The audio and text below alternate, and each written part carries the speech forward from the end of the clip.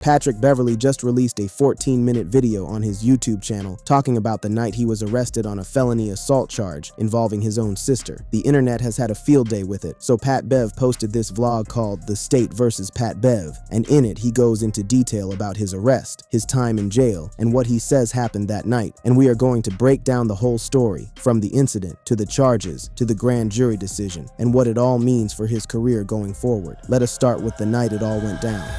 The night of the arrest.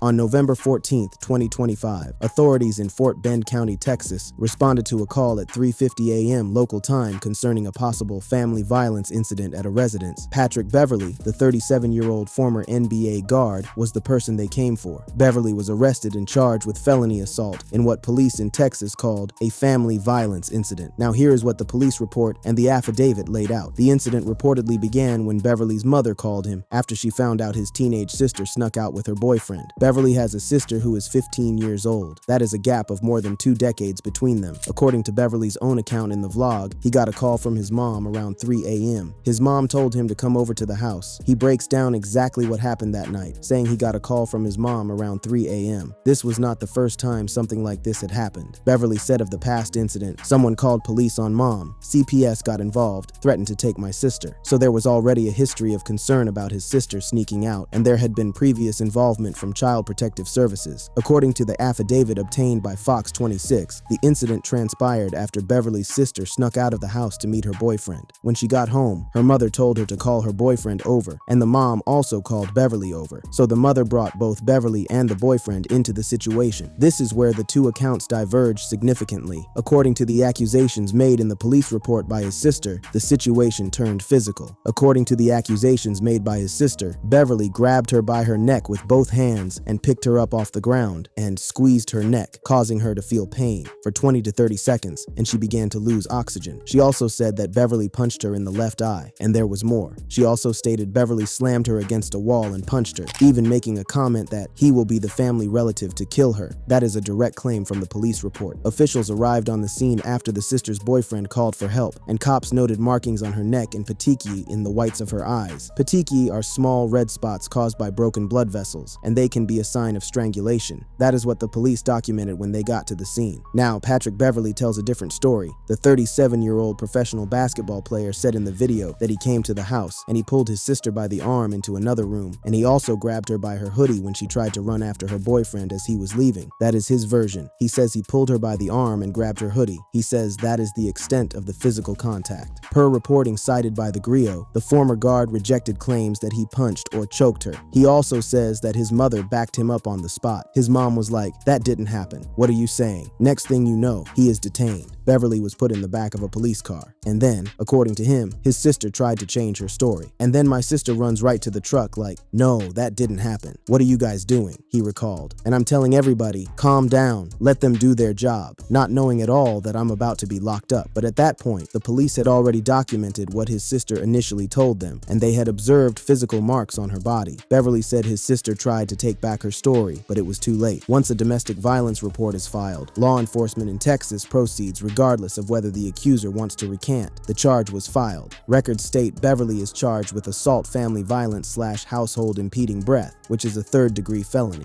Bail was set at $40,000. That is a serious charge. Such an assault is classified under Texas law as a 3rd-degree felony, for which punishments can include a prison sentence of 2 to 10 years and a fine of as much as $10,000. Beverley was looking at real time. The jail experience and the fallout. Now in the vlog, Beverley spends a good amount of time talking about what happened after the arrest. A week after his assault charge was dropped, the former NBA guard spoke out in a new video posted to his YouTube page called The State vs. Pat Bev. In it, he describes the moment he was arrested and his experience in jail doing push-ups to pass the time, using a cell toilet, and being recognized by other inmates in general population. Beverley made it clear that this was all new territory for him. He had never been in trouble with the law before. Beverley reportedly has had no previous criminal record. He said in the video, "I'm not familiar with the prison system. I'm not familiar with being locked up. I'm not familiar with handcuffs. I'm just not." He continued, "I'm familiar with Gatorade bottles, towels, a basketball. I'm not familiar with the law enforcement umbrella." The former Los Angeles Clippers player said he did not spend a night in jail, but at one point was told by correctional officers that he would not have his court appointment until the next day. Instead, he was released that same Friday on $40,000 bail. So he did post bond and get out, but the experience still shook him. "The experience was the most uncomfortable experience I've ever been in my life," he said. And once he got out, the conditions of his release created additional problems for his family. Beverley said he was ordered to remain 1,000 feet away from his sister, meaning he had to move his family to his Chicago home to adhere to the requirements of his release, as they lived right next to each other in Texas. Think about that for a second. Beverley is the provider for his family. He bought the homes, and now he cannot be within 1,000 feet of his own sister. So his mother and sister had to relocate to a property he owns in Chicago while he stayed in Texas, and then eventually left the country to go play basketball overseas. The 37-year-old also described the emotional fallout from the arrest, calling the experience depressing, embarrassing, and overwhelming, while recounting his first time being handcuffed and held in custody. He was candid about how the whole thing affected him. In the video, he says, "I just wanted to kind of give you guys my reality of what I've been going through. This has been depressing, it's been sad, it's been embarrassing." On social media, right after the arrest, Beverley tried to get ahead of the narrative. Via social media, Beverley asked that people don't believe everything you see on the internet. He also reposted an unsigned statement saying he had unexpectedly found his sister, a minor, alone with an 18-year-old man. He was understandably concerned, as any brother would be about his sister. However, we don't believe what followed happened the way it's been described, and we look forward to the opportunity to address that in court, the statement said. His attorney, Letitia Canonis Hollins, also put out a statement shortly after the arrest. She said, "I understand that the affidavit contains some negative details. However, remember that it is only one side of the story, given at a time when emotions were high. As I've said before, we don't believe that the description in that affidavit is accurate, nor is it complete. Patrick is not a violent man and was not violent that night. In fact, he was very respectful with the authorities that night and encouraged others to do the same." The attorney went further. "He is the provider and protector of his family, including his little sister and his mom. He has always looked out for their well-being and will continue to do so. I have every expectation that when all the facts are in, Patrick will be cleared of these charges. Until then, I can only ask that everyone keep an open mind and not rush to judgment. Please remember, this is America, and in our society, Patrick is innocent unless proven otherwise in a court of law." And in the vlog, Beverley recorded footage of himself in the days right after the arrest. 37-year-old Beverley shared clips he recorded to document the days following his arrest, and right after he paid $40,000 bail and got out of jail, he was aware of the chatter on social media. "I'm so salty right now," Beverley said on November 18th. "The things that they saying on the internet is unbelievable. Punched my sister, choked my sister. I just can't wait until the truth comes out." He says his plan all along was to stay quiet and let the legal system play out before saying anything publicly. Beverley also included recorded footage following the days after he was released, such as a snippet of a phone call listing his instructions for drug testing, and another where he's discussing why he decided not to post about the case on social media. He had to comply with drug testing and other conditions of his release. All of this while he was supposed to be a professional basketball player making a living overseas. The grand jury decision.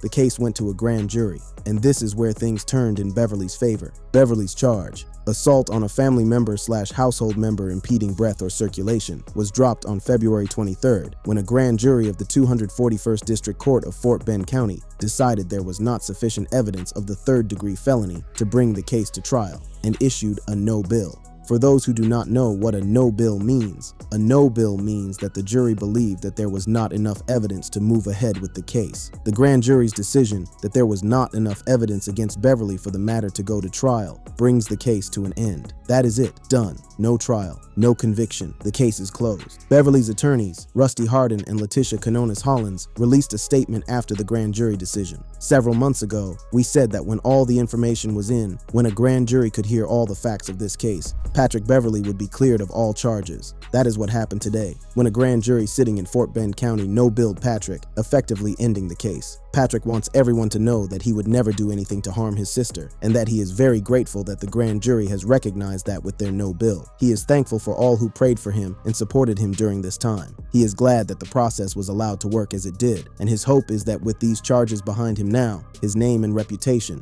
will be restored. Beverley also responded on social media after the no bill. He thanked fans for their prayers and said, "We must continue to protect our children, especially our young girls. This ordeal has truly made our family stronger." Now here is the thing about grand juries. A grand jury does not determine innocence. It determines whether there is enough evidence to proceed with a criminal trial. The standard is probable cause, which is lower than the beyond a reasonable doubt standard required for a conviction. So the grand jury saying there is not enough evidence to even bring this to trial is significant. It means that after reviewing all the evidence, the police report, the physical evidence, witness testimony, and whatever Beverley's legal team presented, the grand jury concluded the case was not strong enough. Beverley acknowledged in the video what people were saying online. He said, "I just understand that the narrative that people are going off is only based on the police report. I get it. I be looking at that same way. That's not at all what happened. Everybody got family issues." And that line right there, "everybody got family issues," that has become one of the most talked about quotes from the whole video, because people are split on it. Some see it as Beverley being honest and relatable about family dysfunction. Others see it as dismissive of what his sister alleged. The point is, legally, Beverley is cleared. A Texas grand jury has declined to indict former NBA player Patrick Beverley after he was arrested last year on an accusation that he had assaulted his sister. That is a fact reported by the Washington Post. Whether people believe his version of events or not, the legal system has spoken on this particular matter. He will not stand trial. He will not face prison time for this charge. The case is over. In the vlog, Beverley also made a direct statement about his sister. He said, "I'd never hurt my sister. I can't wait till the truth come out." He recorded that clip before the no bill, and he included it in the final video to show that he had been consistent from the beginning. The career context, how Pat Bev got here.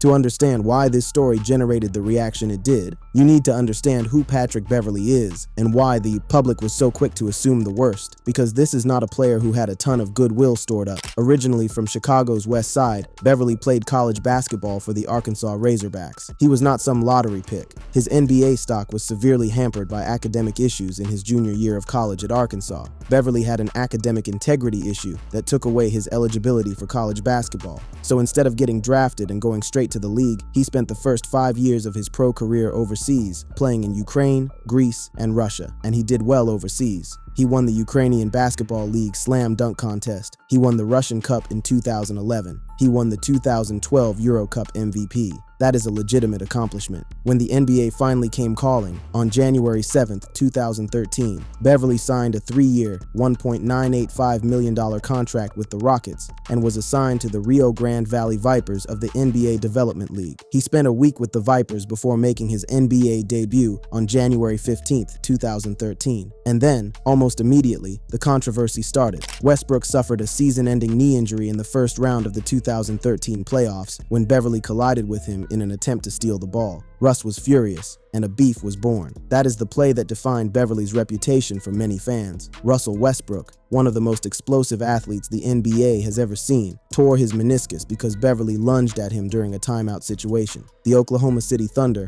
were a 60-win team that year. Without Westbrook, their championship window effectively slammed shut, and Beverley did not stop there. In their first meeting after that injury, in March 2014, Beverley slaps the ball out of Westbrook's hands as Westbrook tries to call a timeout. Westbrook is furious, and Beverley is assessed a technical foul. The same exact situation. That is what made people view Beverley as more than just a pest. It made him look reckless. Over the years, Beverley moved from team to team. After 4.5 seasons with the Rockets, he was traded to the Los Angeles Clippers in a package for Chris Paul in 2017. Beverley spent 4 seasons with the Clippers, culminating in the first conference finals appearance in franchise history. But he got suspended for pushing Chris Paul during that conference finals. On July 3rd, 2021, Beverley was suspended for 1 game for pushing Chris Paul during Game 6 of the Western Conference Finals of the playoffs against the Phoenix Suns. Then came the Timberwolves, where he was beloved for a season. Then a trade to the Jazz as part of the Rudy Gobert deal. Then a trade to the Lakers. On August 25th, he was traded to the Los Angeles Lakers in exchange for Stanley Johnson and Talon Horton-Tucker. Then the Lakers traded him to Orlando. Then he ended up with the Bulls, then the 76ers, then the Bucks. He has also played for the Minnesota Timberwolves, Los Angeles Lakers, Chicago Bulls, Philadelphia 76ers, 76ers, and Milwaukee Bucks. 7 NBA teams. That is a lot of moving around. And his final NBA moments were ugly. Beverley hit a female Pacers fan in the side of the head with a ball before chucking it back at a male Pacers fan. That happened during the Bucks' playoff loss to the Pacers. In May, the league announced that he'd been suspended 4 games for throwing a basketball at spectators multiple times and an inappropriate reaction with a reporter during media availability. These incidents occurred during the Bucks' first-round series against the Indiana Pacers. The interaction in question involved Beverley refusing to answer questions from a reporter because she was not a subscriber to his podcast. So by the time the arrest happened, Beverley had already built a reputation as someone who crossed lines, on the court, in the media, with fans. The felony charge was just the latest entry in a long list of incidents involving Patrick Beverley doing things that most people found concerning. That is the context that matters when you read the public reaction to his arrest. If Beverley doesn't return to the NBA, he will finish his career with 666 total regular season games played, in which he averaged 8.3 points, 4.1 rebounds, 3.4 assists, and 1.1 steals in 26.6 minutes. Beverley is a 3-time NBA All-Defensive Team member, known for his physicality. That is a real NBA career. That is someone who contributed on winning teams for over a decade, but the legacy is complicated. Where things stand now.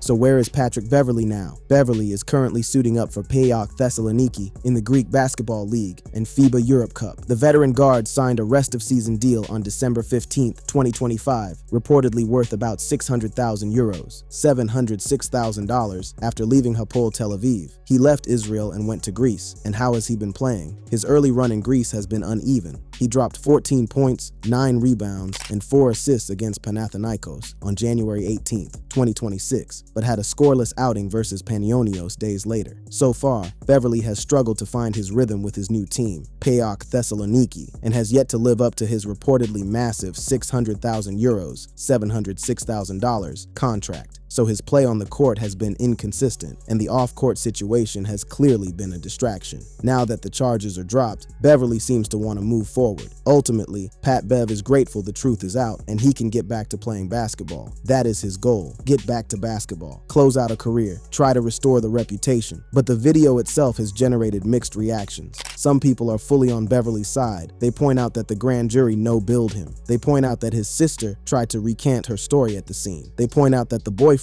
who was an 18-year-old man with a 15-year-old girl at 3 a.m., was the one who called the police. They say Beverley was just being a protective older brother who got caught up in a situation that got blown out of proportion. Others are not convinced. They point to the physical evidence documented by police, the markings on the neck, the petechiae in the eyes. They point to the specific allegations in the affidavit about choking and punching. They say a no-bill from a grand jury does not mean it did not happen. It just means there was not enough evidence to proceed with a prosecution. Those are two different things, and that is the core of this story. Patrick Beverley, a man who built his entire career on being aggressive, on getting under people's skin, on pushing every boundary available to him, now finds himself in a situation where the public is applying that same lens to his personal life. Whether that is fair or not is something everyone watching has to decide for themselves. What we know for certain is this: a Fort Bend County, Texas, grand jury returned a no-bill in the case involving former NBA guard Patrick Beverley, who was arrested last fall on a felony assault charge in what police called a family violence incident. He will not face criminal charges. He is playing professional basketball in Greece. He released a video telling his side of the story, and the internet is still debating whether to believe him. Beverley's story from the beginning has been one of extremes, growing up on the west side of Chicago, where gun violence took the life of the man who raised him, his mom working multiple jobs to keep him off the streets, spending 5 years grinding overseas just to get a shot at the NBA, making it, building a 12-year career out of grit and defense, getting traded 7 times in 3 years, throwing basketballs at fans, getting suspended, signing overseas, getting arrested, getting cleared. Every chapter of Patrick Beverley's life has had conflict at the center of it. That is how he played basketball. That is how he engaged with the media. And now, that is how his personal life has played out in front of the public. In the vlog, he said something that stuck with a lot of people. Everybody got family issues. And maybe that is the truest thing he said in the entire 14 minutes. Family situations can be complicated. They can be messy. They can involve people you love doing things that put everyone in a bad spot. But when you are a public figure, those situations do not stay private. They become content. They become headlines. They become YouTube videos. And that is exactly where we are. Patrick Beverley opened up. He told his story. The legal system gave its answer. Now it is up to each person watching watching to decide what they believe happened in that house in Fort Bend County, Texas, at 3:50 in the morning on November 14, 2025. But one thing is clear. For Patrick Beverley, the fight never seems to stop. On the court, off the court, in the courtroom, and now on the internet. If you made it this far, you already know the drill. Like the video, subscribe, and let us know in the comments what you think about Pat Bev's version of events. Do you believe him, or do you think the police report tells a different story? We will see you in the next one.